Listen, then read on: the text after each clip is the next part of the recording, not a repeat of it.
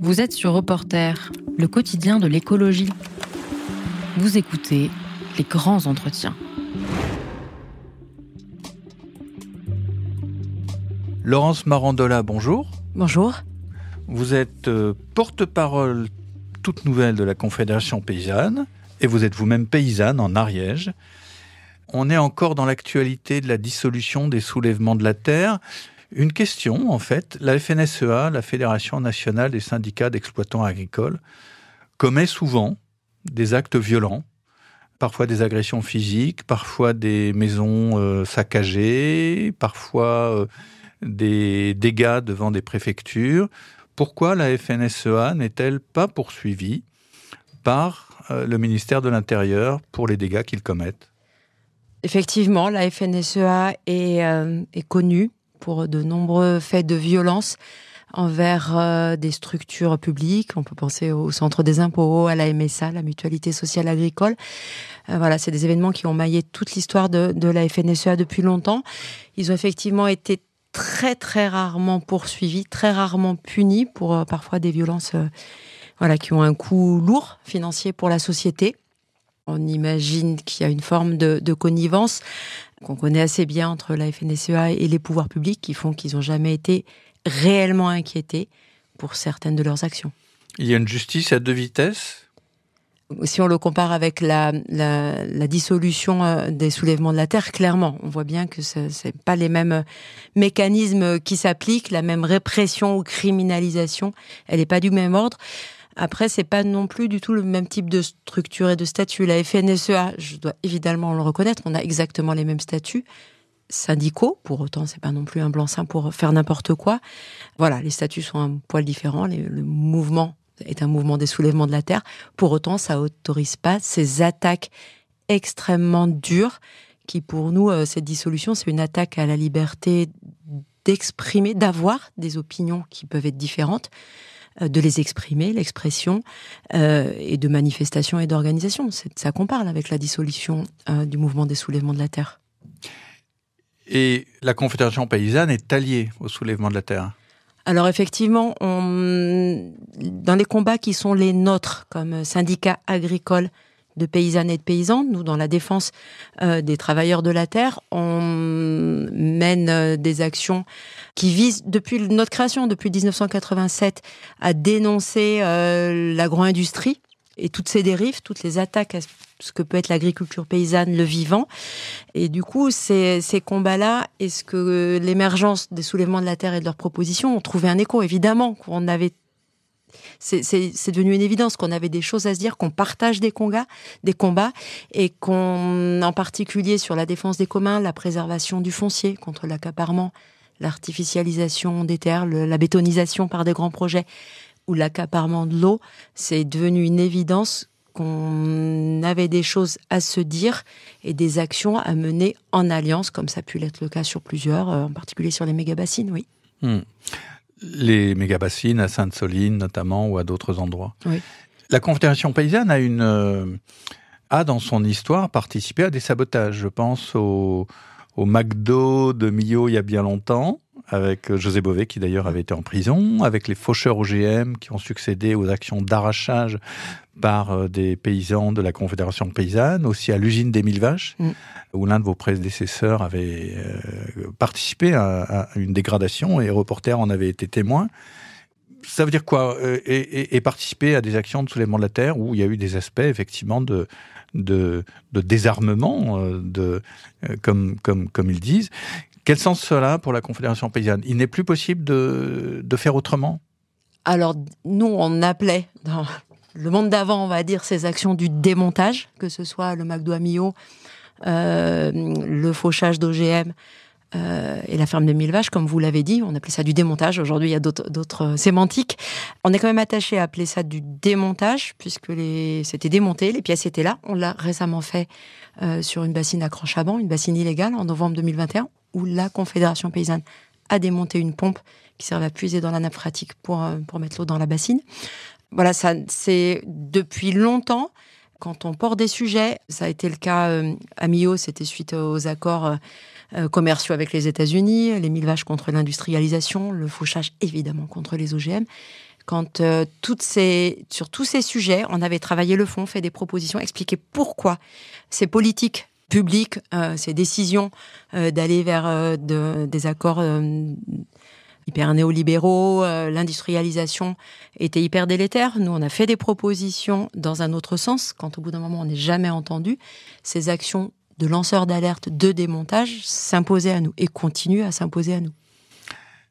Et au bout d'un moment, ça devient... Est-ce qu'on n'est pas... Mais à la limite, c'est pas une question seulement pour la Confédération paysanne, mais pour presque l'ensemble du mouvement social dans ce pays, en France, en 2023, puisque, d'une part, il y a une justice à deux vitesses. On citait, vos actions de démontage n'ont pas eu d'effet physique sur des personnes, alors que les actions de la FNSEA, plusieurs d'entre elles, on l'a vu, ont visé des personnes nominalement.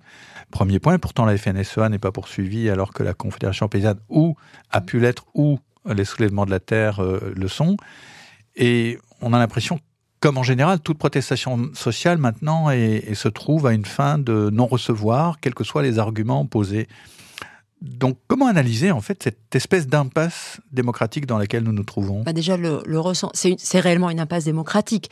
Ça génère énormément de frustration, énormément de colère, de se dire que à chaque fois qu'on fait des propositions, ou alors plutôt qu'on questionne, d'abord on questionne, on critique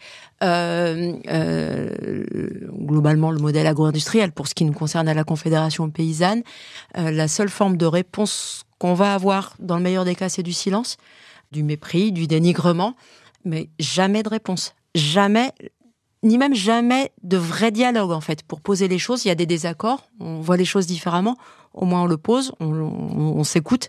Jamais. Et aujourd'hui, avec du démontage, on arrive directement à des formes de criminalisation, de violence d'État envers nous, syndicats, envers les mouvements sociaux, écologiques. Et on le sent tous, je pense, à un espèce de tournant qu'on juge extrêmement dangereux, extrêmement délétère, et sûrement pas de nature ni à résoudre les problématiques qui sont soulevées par nous ou par ces mouvements, ni à apaiser ce climat de violence, ni à instaurer un vrai dialogue. Qu'est-ce qu'on peut faire alors ? On reste déterminé. On a l'impression qu'on use de la majorité de la palette d'outils qui sont les nôtres, qui peuvent être parfois très institutionnels, de défendre des paysans, d'aller au ministère pour faire des propositions sur la nouvelle politique agricole. On a joué le jeu à fond. Voilà, de mettre le doigt sur des dérives, sur des choses parfois illégales, d'accaparement de terres, d'aller sur de démontage. On est en train de réfléchir quelle stratégie pour essayer de se faire entendre et que les choses changent dans ce monde. Comment vous qualifieriez ce gouvernement qui agit de cette manière ? Hors sol. D'une part hors sol et d'une part extrêmement violent envers la population, les citoyens et l'ensemble des mouvements sociaux. Pourquoi soutient-il systématiquement la FNSEA ? Mais je pense qu'on n'en est pas arrivé là par hasard. On est quand même dans une phase d'accélération de ce qu'est le néolibéralisme dans toute sa splendeur, ou laideur plutôt. Voilà, cette violence, elle vient pas de nulle part, elle vient du fait de l'application d'un dogme néolibéral qui cherche à maximiser les profits aux dépens du vivant, de l'agriculture, de l'alimentation, de l'agriculture paysanne, de nos vies en fait. On est vraiment dans une spirale, quelque chose, il y a une certaine logique, on va dire, qu'on n'a peut-être pas voulu voir venir, tellement c'est effrayant et désespérant pour beaucoup d'entre nous. Vous-même, vous êtes désespéré ? Non, moi je suis plutôt déterminée. Ce qui nous aide beaucoup, je pense à beaucoup d'entre nous à la Confédération paysanne, c'est deux choses. D'abord, c'est qu'on est ancré sur nos territoires, dans nos fermes, où il y a du vivant, qu'on préserve. C'est des vrais espaces qui sont petits, mais c'est des espaces de liberté, c'est des espaces de résistance, c'est des espaces de ressourcement, nos fermes, celles de nos collègues. Et notre autre force, c'est celle du collectif, de notre légitimité collective, à prendre des décisions collectivement et à porter ce message et ces valeurs. Et je pense que c'est quelque chose d'extrêmement fort et qui nous porte et nous permet de, malgré la charge du travail, les difficultés, d'être toujours là. Ça l'a toujours été à la Confédération paysanne. Il y a ce renouvellement qui fait qu'on s'épuise pas complètement. Moi, j'arrive pour 2 ans. Et il y en a eu d'autres avant moi, il y en aura d'autres après moi. Et je pense que c'est important pour pas être épuisé et désespéré aussi. La Confédération paysanne se développe ou pas? Est-ce que le nombre de membres ou d'adhérents reste stable, diminue ou augmente? Le nombre d'adhérents est stable. Là, tout de suite, il est plutôt en train d'augmenter suite à ce positionnement stratégique qui a été le nôtre. Pas individuellement, je le disais, c'est quelque chose qu'on a construit collectivement. Ces luttes aujourd'hui qui se concrétisent contre l'accaparement du foncier, les méga-bassines, avec ces alliances avec d'autres mouvements. C'est quelque chose qui a été acté collectivement. Il y aura forcément un avant, un après Sainte-Soline sur ces questions de violence. Mais globalement, on note une recrudescence d'adhésion depuis quelques semaines et quelques mois. Superbe. Là, on est fin juin. Voilà, oui. Donc, depuis quelques mois, le nombre d'adhérents à la Confédération paysanne augmente. Il est de combien, d'ailleurs? À peu près. Allez, un ordre de grandeur, on dira 10 000, très D'accord. honnêtement. Ouais. Ça, c'est nos adhérents. L'autre façon de mesurer notre audience et notre place dans le panorama agricole, ça va être les élections professionnelles, où aux dernières élections, on a fait 20%, c'est-à-dire qu'on représente un agriculteur sur 5 dans ce pays. Et puis on verra, les prochaines élections sont dans 1 an et demi, on verra. Depuis longtemps, finalement, la Confédération paysanne a, démentez-moi si je me trompe, a passé des alliances avec le mouvement écologiste. Pourquoi et où est-ce qu'on en est? Alors que souvent, on va dire les médias mainstream et la FNSEA, pour ne pas la nommer à nouveau, dit les écologistes font du green de l'agro-bashing, ils nous en veulent. Voilà, c'est pas du tout le choix que vous avez fait. Non, parce que nous, le projet qui nous porte est un projet d'agriculture paysanne, qui est finalement un projet de société qui effectivement cherche à défendre, protéger des paysannes et des paysans nombreux qui vivent dignement de leur travail, bien impliqués sur leur territoire et qui produisent une alimentation saine, de qualité, qu'on veut accessible pour le plus grand nombre. Donc c'est clairement un projet pour les paysans, mais un projet de société.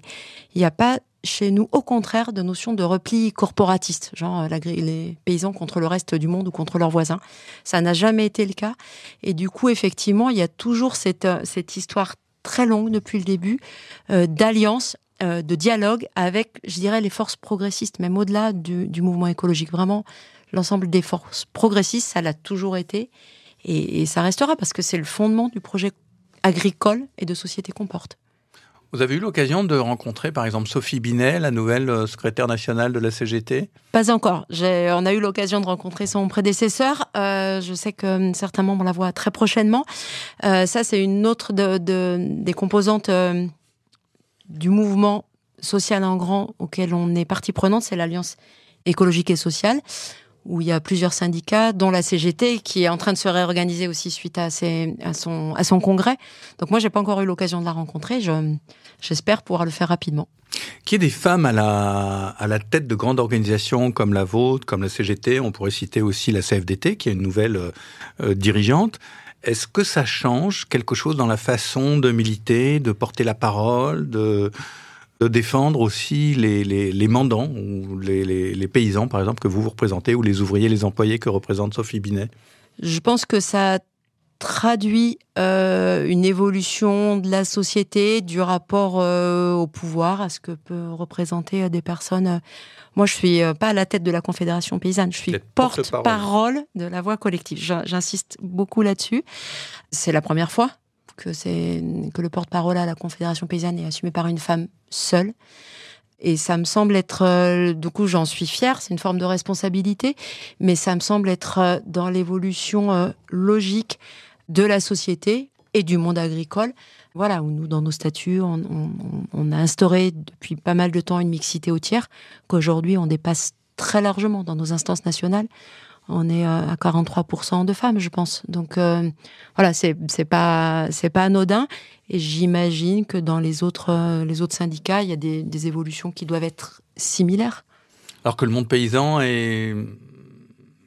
n'est-il pas machiste, assez viriliste? Enfin, pas viriliste, le terme n'est pas bon, mais... Factuellement, aujourd'hui, il y a davantage d'hommes chefs d'exploitation que de femmes, avec des difficultés, des retards qu'on cherche à combler. Voilà, les femmes accèdent par exemple au statut de chef d'exploitation, je crois 43 ou 45 ans, les hommes une dizaine d'années auparavant. Donc ça, c'est quelque chose qui fragilise les femmes, puisque du coup, assez mathématiquement, il y a une espèce de couperet en agriculture à 40 ans. Quand on s'installe avant 40 ans, on bénéficie d'aides jeunes agriculteurs et plus après 40 ans. Donc déjà, ça veut dire qu'une grande partie des femmes n'a pas accès à cette aide-là, et ça veut dire 10 ans de moins de cotisation de retraite. Donc il y a une vraie fragilisation en agriculture. On le sait, il y a des sous-statuts d'aide familiale, de conjoints collaborateurs. Voilà, on cumule un peu tout ça. Il y a moins de femmes que d'hommes, je le disais, chefs d'exploitation. Voilà, donc les hommes sont davantage représentés. Je suis pas sûre que ce soit un monde plus machiste ou plus viriliste, comme vous disiez, que dans d'autres pans de la société. J'en suis pas sûre.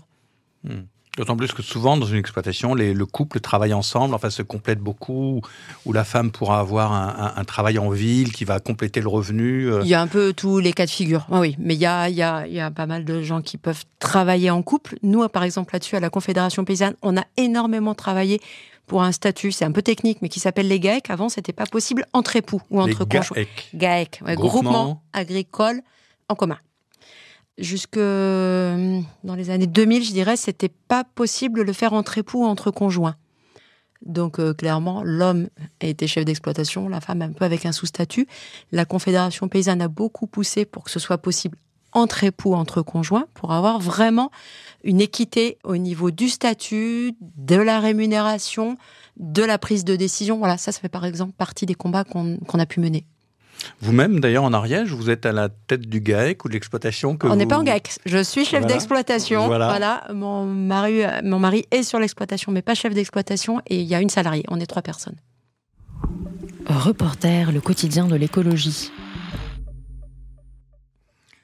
Laurence Marandola, vous êtes porte-parole de la Confédération Paysanne. Où en est-on de la situation du monde agricole aujourd'hui, en France ? Alors, un peu en provocation, j'aurais envie de dire que le monde agricole français n'existe pas. Il n'y a pas un modèle agricole français, comme veut nous le dire, répéter, essayer de mettre dans la tête le ministre de l'Agriculture. Il y a vraiment une agriculture à plusieurs vitesses dans ce pays. Il y a clairement un modèle dominant, qui est celui de l'agro-industrie.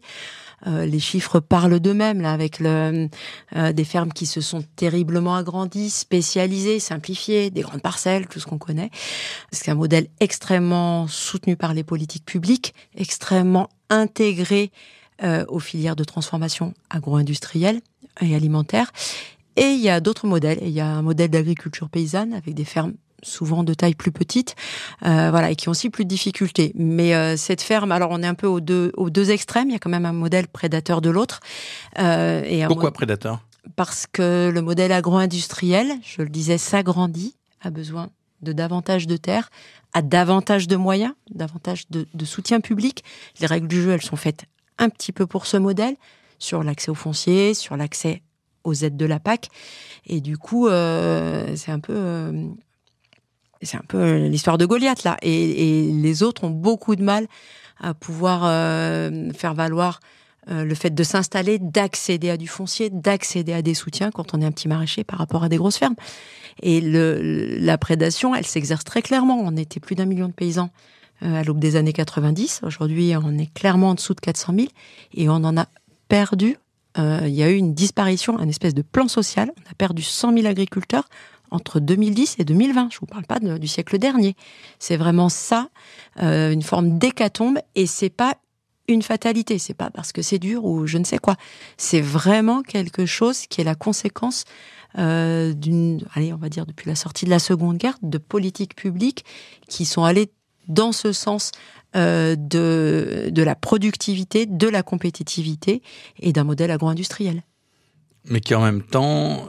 et cette agro-industrie, elle est portée par qui ? Elle est portée par des grands céréaliers, par exemple ? Elle est portée par des entreprises ? Elle est portée par l'industrie agroalimentaire qui est en aval de la production agricole ? Elle est globalement organisée par l'aval et par les filières, effectivement, et représentée sur le terrain par des filières de céréales, aussi d'élevage industriel. On va parler du porc, de la volaille, un peu en bovin également. Mais bon, il n'y a pas d'élevage industriel s'il n'y a pas d'agriculture de culture industrielle. Pour élever des quantités de porc, comme on peut connaître en Bretagne ou dans d'autres coins, ou de la volaille, il va falloir, et enfermer, et voilà, il va falloir les nourrir donc par des céréales françaises ou de l'importation de soja, de colza qui vient d'Amérique du Nord ou d'Amérique du Sud. Voilà, c'est tout ce modèle. Il n'y a pas un seul responsable. C'est cette synergie entre l'aval qui demande de la matière, comme il pourrait nous demander du fer, de l'uranium ou je ne sais quoi. On nous demande, même, ça s'appelle même du minerai, parce que nos produits, que ce soit le lait, la viande, les carcasses sont triturées, dénaturées, les molécules séparées. Enfin, on voit bien. Voilà, c'est vraiment, ça vient d'une demande de l'aval. Et la production est au service de ce mécanisme-là. Et elle doit s'adapter finalement à la nécessité de produire de grandes quantités de nourriture très standardisées. Ouais, c'est l'offre standardisée qui organise l'ensemble de la filière et ce qu'on voit sur le terrain. Exactement. Et je reviens à la FNSEA. Il y a une sorte de paradoxe de la FNSEA qui reste le syndicat majoritaire chez les agriculteurs et qui pourtant défend, me semble-t-il, ce modèle d'agro-industrie. Ils viennent même de nommer à leur tête un monsieur Rousseau qui est lui-même un grand agro-céréalier, je crois, qui possède plusieurs centaines d'hectares. Et donc, on a du mal à comprendre de l'extérieur quand on s'intéresse à cette question, pourquoi le syndicat majoritaire défend un modèle qui, au final, détruit, comme vous l'avez dit, le nombre d'exploitations agricoles. Effectivement, là on est sur l'incarnation même de ce qu'est l'agriculture de firme, entrepreneuriale. Définissez l'agriculture de firme. C'est-à-dire que ces exploitations sont en grande partie entre les mains de personnes morales de société et plus une personne en chair et en os, une personne physique qui va elle-même réaliser, avec d'autres éventuellement, les travaux sur la ferme. C'est vraiment de la segmentation de l'entreprise, de la firme, du capital, hyper capitalistique. Là, il n'y a plus de personne physique qui est là, comme on se l'imagine dans sa ferme, à prendre des décisions. Voilà, à prendre des décisions financières, des décisions sur qu'est-ce que je sème, pourquoi je le fais, quels animaux j'élève, comment je gère ça. C'est plus ça. Effectivement, les dirigeants de la FNSEA incarnent ce modèle-là qui est effectivement, je le disais, prédateur de l'agriculture paysanne et finalement de paysans dans ce pays. Alors dans ce cas-là, pourquoi, puisqu'on dit c'est un syndicat majoritaire, parce qu'il reste majoritaire aux élections à la Chambre d'agriculture, pourquoi est-ce qu'il récolte autant de voix ? Est-ce que ça veut dire que les 300 000 agriculteurs ou chefs d'exploitation qui votent pour la FNSEA sont tous dans ce modèle ou pas ? Non, ils ne le sont pas. Alors pourquoi beaucoup d'éleveurs ne sont pas dans ce modèle-là. Tout le Massif central, la montagne, c'est des gens... On fait pratiquement le même travail comme voisins quand on est en montagne, avec de l'élevage à l'herbe, en pastoralisme. Alors pourquoi ils ne soutiennent pas la Confédération paysanne ? Je pense qu'il y a deux raisons. Il y en a une, il y a encore un reste d'un mythe de l'unité paysanne en France, qui est quelque chose qu'on a hérité à la sortie de la Seconde Guerre mondiale, quand il fallait se relever. Voilà, il y a une unité paysanne dans ce pays, il ne faut pas la fragmenter, c'est comme ça qu'on va se défendre, c'est comme ça qu'on va avancer. D'une part, et d'autre part, il y a le fait ça a longtemps été un syndicat unique, la FNSEA, ça a été une très grande bagarre pour faire entendre qu'il pouvait y avoir du pluralisme syndical en agriculture. C'est venu tard. Il y a eu des très grands mouvements socio-paysans dès les années 60 de revendication. La Confédération paysanne a succédé à des mouvements comme la JAC ou les travailleurs paysans, nous en 87. Mais voilà, on vient de là, d'une notion d'unité paysanne, d'un syndicat unique, et il faut se battre contre tout le temps. Et si la FNSEA reste très présente, comme on le voit dans beaucoup de secteurs, c'est qu'elle agit aussi comme un syndicat de service, où les paysans sont un petit peu obligés de passer par là, par les chambres d'agriculture, dont ils sont les présidents le plus souvent, pour pouvoir accéder à des aides, être soutenus, être représentés. Donc voilà, il y a une forme de clientélisme de service qui fait que c'est extrêmement difficile de s'émanciper de ça. Et puis tout le cercle, la pieuvre, la tentacule qu'il y a autour, avec les banques, les chambres d'agriculture, le conseil, les coopératives, c'est quand même, voilà, certains l'ont bien décrit, une forteresse un peu imprenable. Voilà, tout est fait pour que ça continue comme ça, en fait. Même si, effectivement, pour beaucoup d'agriculteurs dans ce pays, je pense que la FNSEA n'est pas celle qui les représente et qui les défend le mieux. Alors, est-ce qu'il n'y a pas autre chose qui joue ? C'est que l'image de la petite ou moyenne exploitation en polyculture, attentive à l'écologie, maintenant des haies, des arbres, limitant ces intrants chimiques et autres, ça renvoie pas au modèle de l'âge d'or de la paysannerie française à la fin du 19e siècle, et d'ailleurs vous l'avez dit, au sortir de la Deuxième Guerre mondiale, il y a eu le paradigme de la modernisation, et finalement on reste dans cette opposition, parce que mais vous allez sans doute nous le dire, le modèle, est-ce que le modèle que vous proposez, d'une agriculture respectueuse, écologique, proche du paysan, employant du travail plutôt que des pesticides et des engrais, c'est pas finalement considéré comme étant un retour au passé? C'est beaucoup le présentent comme ça, mais c'est une forme d'instrumentalisation et de stigmatisation de ce qu'on propose. Tellement c'est à rebours de ce qu'on évoquait tout à l'heure, de ce rouleau néolibéral avec un dogme de productivité, de compétitivité, au détriment, sans prendre en compte l'ensemble des coûts sociaux et environnementaux. Nous, au contraire, le projet d'agriculture paysanne, c'est pas juste des toutes petites fermes, c'est un projet d'agriculture paysanne. On pense qu'il est au contraire extrêmement moderne, porteur de sens, porteur d'espoir face aux enjeux qui sont les nôtres aujourd'hui. Pourquoi il est moderne ? Parce que, par exemple, le productivisme, ce qu'on expliquait, je vais parler de fruits et légumes. Voilà, on est dans ce modèle depuis longtemps, qui est un échec total pour la France. La production de fruits et légumes s'écroule en France. Le nombre de producteurs, les paysans sont dans des grandes difficultés. Et aujourd'hui, plus de 50% de nos fruits et légumes sont importés. C'est quand même l'aveu d'un échec total de ce genre de politique. Alors que ce qu'on propose, nous, permettrait de, ce qu'on va dire, relocaliser, que sur la majorité des territoires en France, des paysans puissent s'installer en arboriculture, en maraîchage, en production légumière de plein champ. Et ça serait... Aujourd'hui, c'est extrêmement difficile parce que c'est des productions qui ne sont pas soutenues, qui n'ont pas été soutenues, qui ne sont pas soutenues par la politique agricole commune. La politique agricole commune va soutenir les céréales, des formes d'élevage. Il y a 0 aide pour les fruits et légumes en France. Et on le paye cash.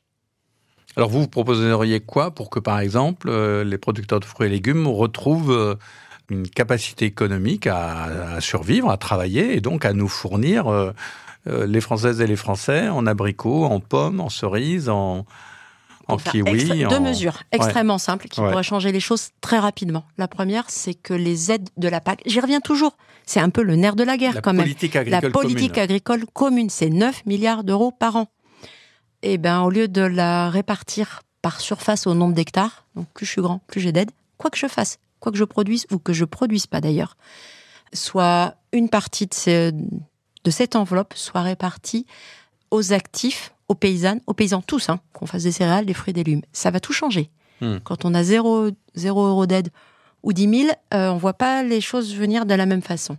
Et l'autre, c'est de mettre en priorité absolue pour les installations, de mettre des terres à disposition pour des installations en fruits et en légumes, ce qui n'est pas le cas aujourd'hui.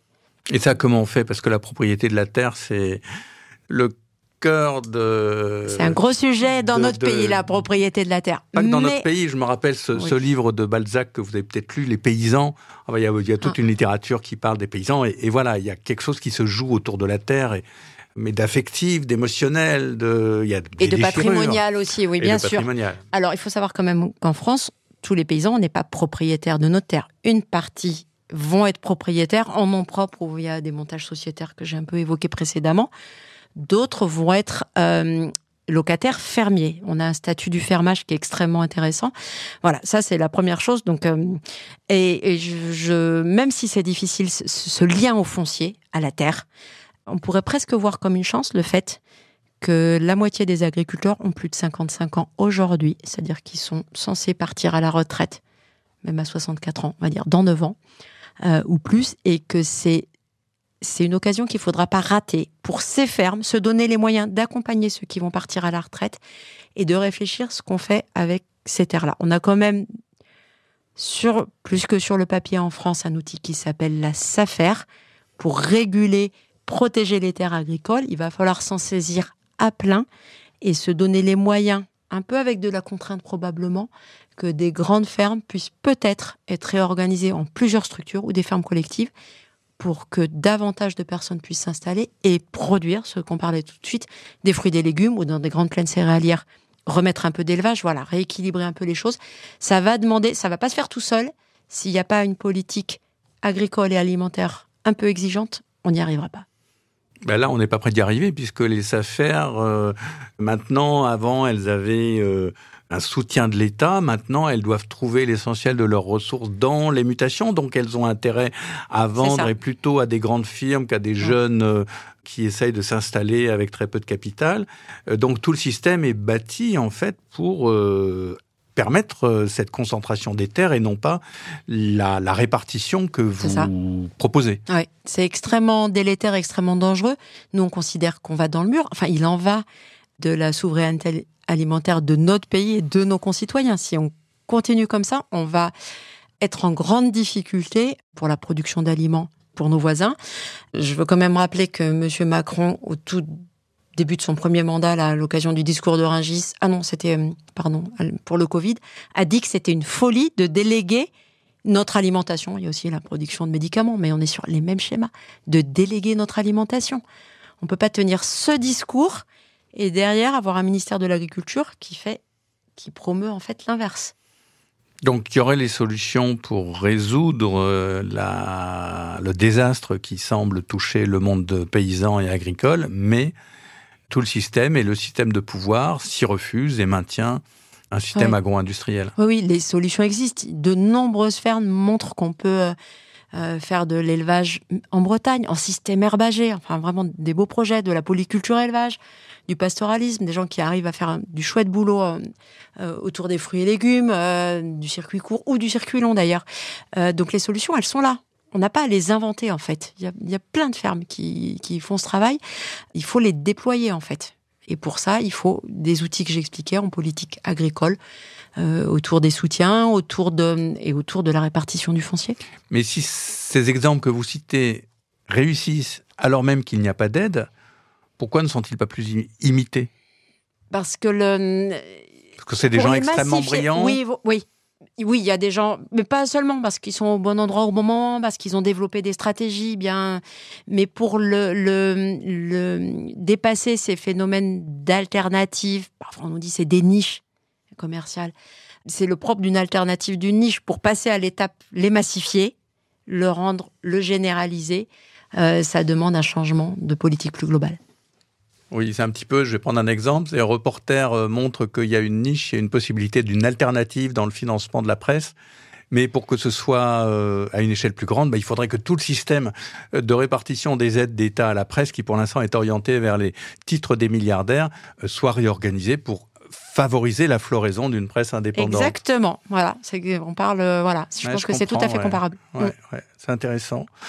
Enfin, je devrais pas dire que c'est intéressant, mais si, c'était ce que je veux dire par là, en fait, en rebondissant sur ce que vous dites, c'est que quelque part, on a aussi l'impression que des choses qui se passent dans le monde paysan sont pas seulement dans le monde paysan. C'est-à-dire que d'une certaine manière, on a le même problème dans beaucoup de secteurs de la société. Une logique au pouvoir néolibérale, comme vous dites, qu'on pourrait aussi appeler capitaliste plus simplement encore, continue à organiser des monopoles, des concentrations de capitaux avec l'aide de l'État qui va au détriment de l'autonomie, de la diversité, de la souveraineté collective, d'autres façons de faire, mais qui évidemment ne génère pas du profit, ou du moins pas pour les mêmes personnes. Oui, bien sûr, ce rouleau compresseur s'applique dans tous les pans de la société, j'allais même dire de nos vies. C'est grave partout. En ce qui concerne notre métier essentiel, de produire une alimentation, ça nous semble en plus extrêmement dangereux, à très court terme. Quels pourraient être les dangers ? Que notre pays, et c'est pareil pour d'autres, soit en difficulté, parce qu'en plus, il y a ces questions de changement climatique, ces questions de sécurité alimentaire, c'est pas acquis pour toujours. Donc voilà, on doit se réinventer tout le temps, s'adapter. On est quand même face à des aléas difficiles. On l'expérimente chacun sur nos fermes. Donc il faut pas baisser la garde sur être capable de continuer à produire demain, Je voudrais ici rappeler ce que nous, on entend par souveraineté alimentaire. C'est un concept sur lequel on a beaucoup travaillé et un mouvement duquel on est membre, qui est la Via Campesina, qui est un mouvement international, a défini, a travaillé pour que la FAO... l'Organisation des Nations Unies pour l'agriculture et l'alimentation, adopte une définition, si je la simplifie, qui est le droit des peuples, des États ou des groupements d'États à définir librement, à faire des choix, ce que doit être son agriculture et son alimentation sans dumping par rapport aux pays tiers. Ça, c'est la fin de la phrase est extrêmement importante. Et voilà, nous, on s'inscrit dans cette logique-là. Et on peut se dire qu'aujourd'hui, peut-être aujourd'hui encore, 70% de l'alimentation mondiale est produite en agriculture paysanne au niveau mondial. Donc, on est capable de le faire. Reporter. Le quotidien d'écologie. Laurence Marandola, vous êtes porte-parole de la Confédération paysanne. On parle de l'agro-industrie. Un discours commence à se répandre, mais face au changement climatique, l'agro-industrie, l'agriculture high-tech, l'agriculture numérique va être la solution. On va développer des OGM, des organismes génétiquement résistants à la chaleur. On va avoir des drones. On va avoir des engrais qui vont être très précisément placés là où il faut. On va gérer l'eau goutte à goutte avec des ordinateurs, etc., etc. Est-ce que c'est pas la solution finalement face au changement climatique ?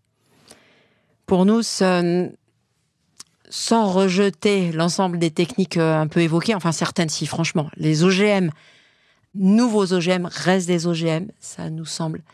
Nous, on les rejette complètement pour deux raisons. La première, ce risque de dissémination, de croisement avec nos propres semences, et ça sera irréversible, extrêmement grave, justement pour s'adapter au changement climatique. C'est la variété, la variabilité, la diversité de nos semences qui nous permettra de passer les difficultés qui sont devant nous en termes climatiques et sûrement pas des OGM. La majorité de ce que vous avez évoqué, pour nous, sont des fausses solutions, des miroirs aux alouettes pour pas vouloir...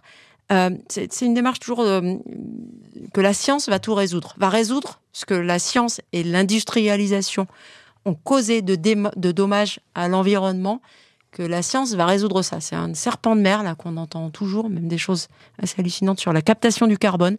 La meilleure des solutions, c'est de détruire le moins possible notre environnement et d'accepter qu'on est dans la nature, qu'on est vivant dans la nature. Voilà, on n'est pas autre chose, nous les humains, et que c'est notre capacité d'adaptation en harmonie avec le vivant qui nous permettra de faire face à ces dérèglements climatiques. Des pseudo-solutions scientifiques extrêmement coûteuses en énergie financière et du coup extrêmement coûteuses pour les paysans. Ça veut dire de l'endettement, de la perte d'autonomie de décision quand on a un drone qui tombe en panne et voilà, et pendant ce temps-là, il peut y avoir canicule ou je sais pas quoi. Si on a des hommes et des femmes derrière avec des machines adaptées, réparables, on va s'éviter bien des catastrophes. En quoi le modèle paysan ou le système paysan que vous avez évoqué serait-il mieux adapté au changement climatique, au réchauffement climatique ?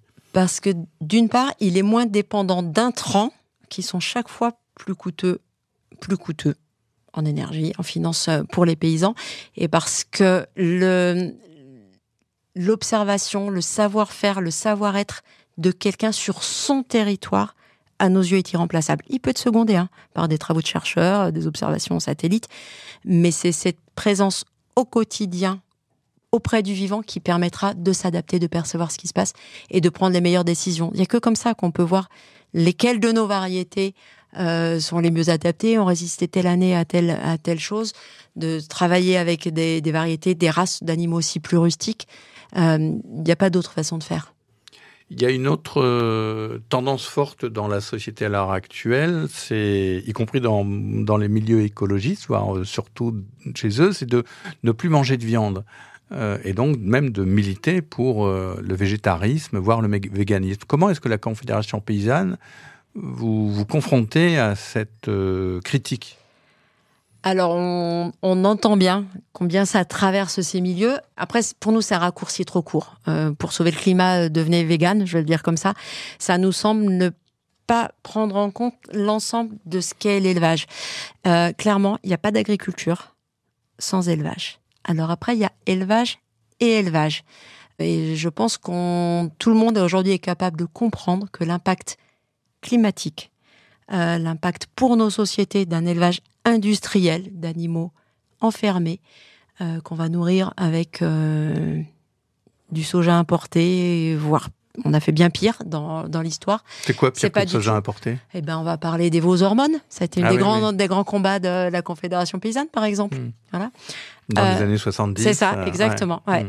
Donc, ce type d'élevage n'a rien à voir avec un élevage qui peut être plus autonome, où on se dit on a le nombre de bêtes qui correspond à ce qu'on peut produire en alimentation. Encore mieux s'il est herbagé directement sur des prairies naturelles ou pastorales pour valoriser ces espaces. Les interactions entre l'élevage et les cultures végétales, c'est quand même le socle de l'agronomie et du fonctionnement de nos écosystèmes. En termes de fertilisation des sols avec les déjections des animaux, d'entretien d'espace, de valorisation de l'herbe par des ruminants. Et au niveau climatique, plus on a d'espace en prairie permanente, bocagers, du pastoralisme en montagne, c'est vraiment des vrais atouts pour le climat et pour la planète. Et il n'y a que l'élevage qui permet de valoriser et d'utiliser ces espaces-là. Probablement, il faudrait vraiment savoir de quel élevage on parle. Et si on doit consommer de la viande, si on consomme de la viande, vraiment être attaché d'où viennent ces animaux, de quelle façon ils ont été élevés, comment ils ont été nourris, comment ils ont été abattus. La question de l'abattage est importante. Nous, on travaille aussi, on est porteur de propositions sur de l'abattage à la ferme, sur de l'abattage plus respectueux des animaux. Ça nous semble l'aboutissement d'un travail d'éleveur qui a pris soin de ces animaux depuis le début. Donc voilà, se dire plus d'élevage pour sauver le climat, ça nous semble être une très grande réduction et qui en plus serait à nos yeux néfaste et pour la planète et pour les paysans et pour certains de nos territoires. Donc sans élevage industriel en revanche. Ah bien sûr, oui. Bien donc sûr. On mangerait moins de viande quand même au total. Oui, c'est ça. Ça veut dire probablement moins, mais mieux. Et issu d'un élevage qu'on connaît, près de nous, et un travail respectueux des animaux.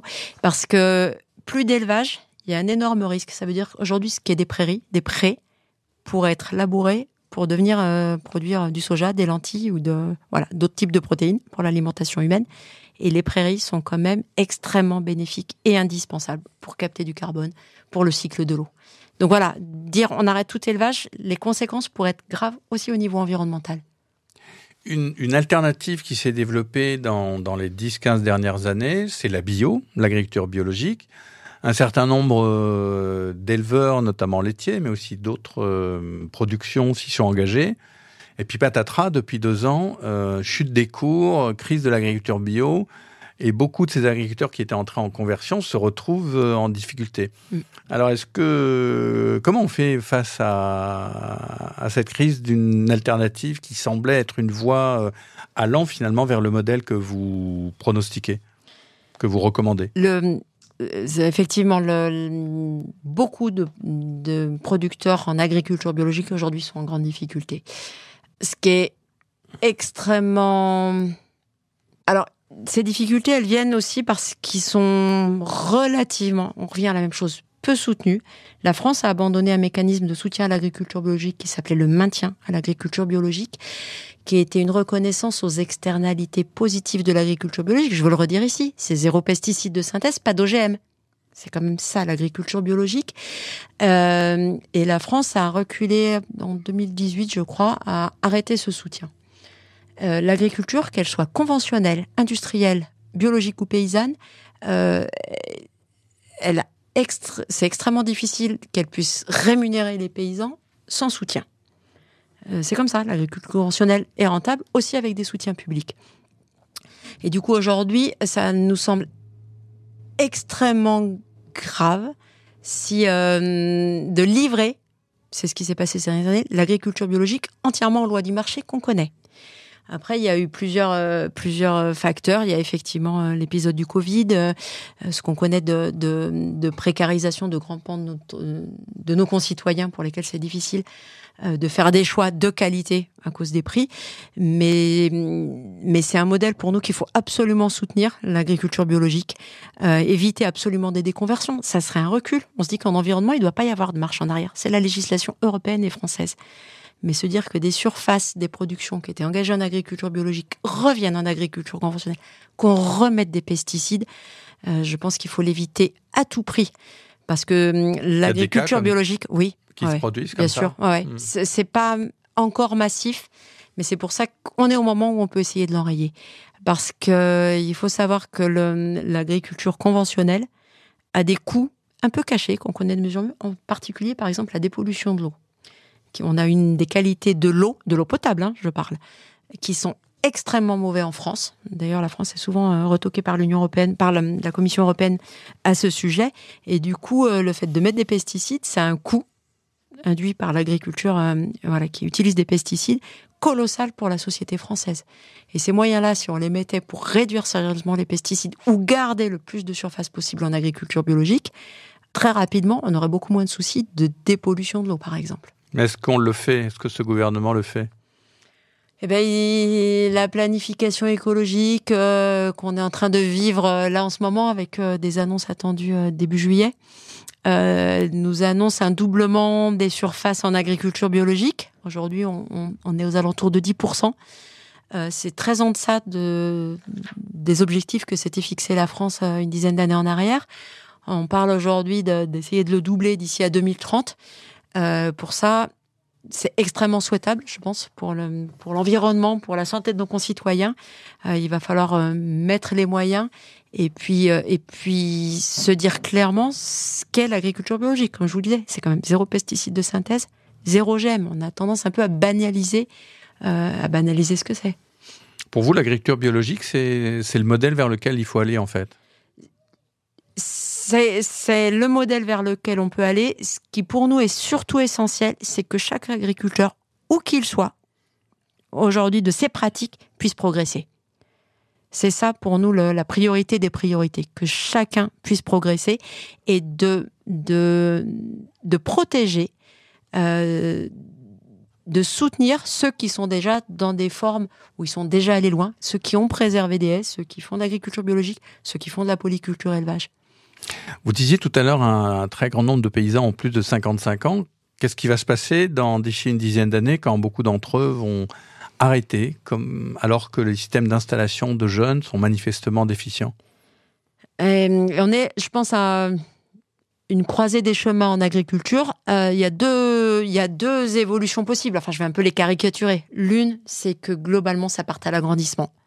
Donc on n'aura plus, aujourd'hui, on a des fermes, la taille moyenne est de 63 hectares. On a quand même aussi des fermes de milliers d'hectares en France. Donc des phénomènes d'agrandissement, de concentration, du coup portés par des capitaux et des firmes et des entreprises, et plus par des agriculteurs finalement. Ou alors, de façon déterminée et avec des outils forts et ambitieux, on se dit qu'on met en avant la transmissibilité de ces fermes pour installer massivement. C'est évidemment ce que nous, on appelle de nos voeux. Là, ces mois-ci, d'ici l'automne, le gouvernement va poser sur la table un pacte et une loi d'orientation agricole. C'est quelque chose qui voit le jour tous les 10-15 ans, son nom l'indique, pour orienter l'agriculture. Nous, on attend beaucoup de cette loi. On n'est pas complètement naïf. On n'est pas sûr que ça aille dans ce sens. Et cette loi d'orientation agricole, elle a été annoncée pour justement autour du thème du renouvellement des générations. Donc voilà, c'est le moment. C'est le moment que la société française, les parlementaires, puisque on espère que ce sera vraiment une loi, donc qui passera sous les feux du Parlement, puisse être un moment d'un grand débat de que veut la société française, quel type d'agriculture. Voilà, on espère que cette chance pourra être saisie pour faire ce choix. Qu'est-ce qui va se passer avec ces fermes qui vont être à transmettre dans les 10 ans qui viennent? Dans la discussion qu'on a eue, il y a quand même beaucoup de signes négatifs, de crises, de difficultés. Qu'est-ce qui vous donne de l'espoir? Quels sont les signes positifs dans la société qui vous font dire ça vaut le coup d'y aller et au final on va y arriver? L'arrivée, alors pas massive, mais on voit quand même beaucoup de jeunes arriver. beaucoup de jeunes d'horizons très divers. Certains peuvent être issus du monde agricole, et d'autres qui viennent d'autres horizons, qui apportent un autre regard. Ça, vraiment, je crois que c'est un vrai signe d'espoir. Certains sont aussi dans des mouvements socio-écologiques, d'autres déjà un pied dans le monde agricole. Les attentes fortes d'une partie de la société, qui attend sur les territoires, qu'il y ait des agriculteurs qui produisent une alimentation de qualité et qui, avec des pratiques plus respectueuses de l'environnement. Et on sent des forces, des dynamiques qui existent aussi, qui sont un peu contrées par... Mais on se dit qu'il y a un fourmillement, on est un peu à un tournant. De toute façon, soit on prend ce tournant, soit on se prend le mur. Merci, Laurence Marandola. Reporter est un média indépendant, en accès libre, sans publicité et financé par les dons de ses lecteurs.